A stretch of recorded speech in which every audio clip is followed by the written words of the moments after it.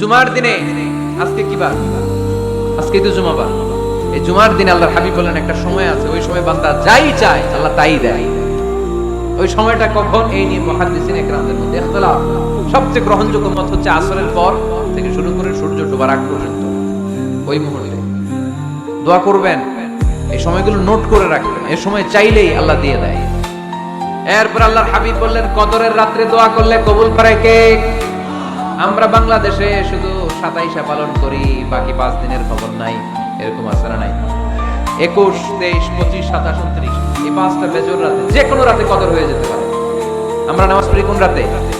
27, সারা রাত কাঁদতে কাঁদতে শেষ। ওদিকে কদর চলে গেছে 23 তারিখ। আছে না নাই? হতে পারে। বুদ্ধিমান মুমিনের কাজ হচ্ছে বেজর 5 রাত্রিতে, শেষ দশকের 5 বেজর রাত্রিতে এক সমান তালে ইবাদত করা, যদি কোনো ক্রমে কদরের বরকত ছুটে না যায়। এরপর আল্লাহর হাবিব বললেন কেউ যদি কোরআন খতম করে, কোরআন খতমের পরে যে ব্যক্তি দোয়া করবে তার দোয়াটা কবুল করে কে? মান খাতামাল কোরআন ফালাহু দাওয়া মুস্তাজাবা। কোরআন খতম করার পরে দোয়া করলে আল্লাহ দোয়া কবুল করে। হজের ময়দানে দোয়া করলে কবুল করে কে? আরাফাতের ময়দানে দোয়া কবুল হয়। তাওয়াফ করা অবস্থায় দোয়া করলে কবুল হয়। জামজামের পানি খেয়ে, মা উ জামজাম লিমা শুরিবালা, যেই নিয়তে জামজামের পানি খায় ওই নিয়ত কবুল করে কে? মুজদালিফায় দোয়া আল্লাহ কবুল করেন, মাতাফে কবুল করেন, মুলতাজামে কবুল করেন। কাবা ঘরের হাজরা আসওয়াদের কর্নার, কাবা ঘরের দরজা, দুই জায়গার মাঝখানে একটা জায়গা আছে, এটার নাম মুলতাজাম।